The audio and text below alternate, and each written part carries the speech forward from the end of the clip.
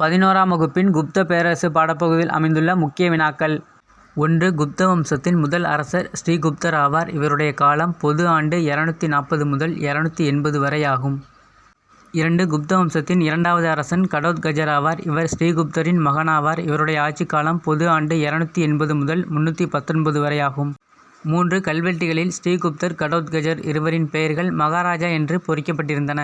4. குப்த வம்சத்தின் முதல் பேரரசர் முதலாம் சந்திரகுப்தர் ஆவார். இவருடைய ஆட்சி காலம் பொது ஆண்டு 319 முதல் 335 வரை ஆகும். 5. முதலாம் சந்திரகுப்தரின் பட்டப்பெயர்கள் கல்வெட்டுகளில் மகாராஜா அதிராஜா என்று பொறிக்கப்பட்டிருந்தன. 6. முதலாம் சந்திரகுப்தரின் மனைவி குமாரதேவி ஆவார். இவர் லிச்சாவி அரச குடும்பத்தை சேர்ந்தவர் ஆவார். 7. வடக்கு பீகாரில் இருந்த பழமையான கன சங்கங்களில் ஒன்று லிச்சாவி ஆகும். 8. கங்கைக்கும் நேபாள தராய்க்கும் இடைப்பட்ட பகுதி லிச்சாவி கனசங்கமாகும். 9. முதலாம் சந்திரகுப்தர் பற்றி குறிப்பிடும் கல்வெட்டு முதலாம் சந்திரகுப்தர் மதுரா வரையுள்ள செழிப்பான நிலங்கள் கைப்பற்றினார் என்பதையும் கலிங்கம் வழியாக பல்லவர்கள் தலைநகர் காஞ்சி வரை படையெடுப்பை நடத்தினார் என கூறும் கல்வெட்டு அலகாபாத் தூண் கல்வெட்டாகும்.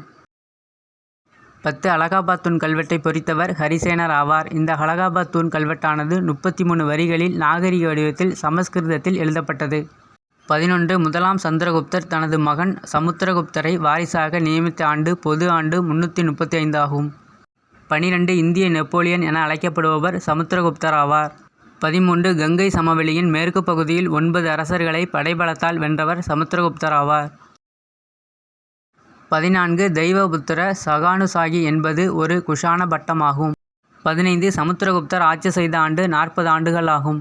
16. சமுத்திரகுப்தரின் சமகால அரசர் இலங்கையை சேர்ந்த மேகவர்மன் ஆவார். 17. இராணுவ வெற்றிகளை பிரகடனம் செய்ய அஸ்வமேத யாகம் நடத்தியவர் சமுத்திரகுப்தர் ஆவார். 18. வசுபந்து என்ற மாபெரும் பௌத்த அறிஞரை ஆதரித்தவர் சமுத்திரகுப்தர் ஆவார். 19. சமுத்திரகுப்தரின் பட்டப்பெயர் கவிராஜா ஆகும்.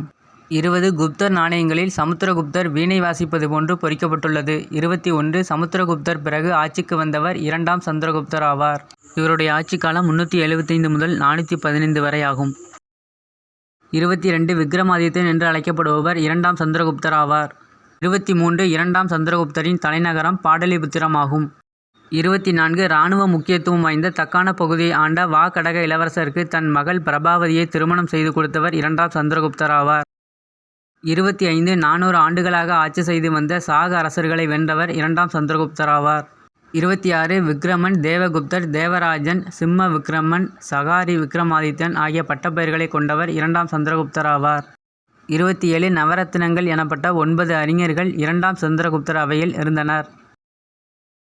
28. 2ஆம் சந்திரகுப்தர் அவையை அலங்கரித்தவர்கள் சமஸ்கிருத கவிஞர் காளிதாசர், சமஸ்கிருத புலவர் ஹரிசேனர், அகராதியை உருவாக்கிய அமரசிம்மர், மருத்துவர் தன்வந்திரி ஆகியோர் 2ஆம் சந்திரகுப்தர் அவையை அலங்கரித்தனர்.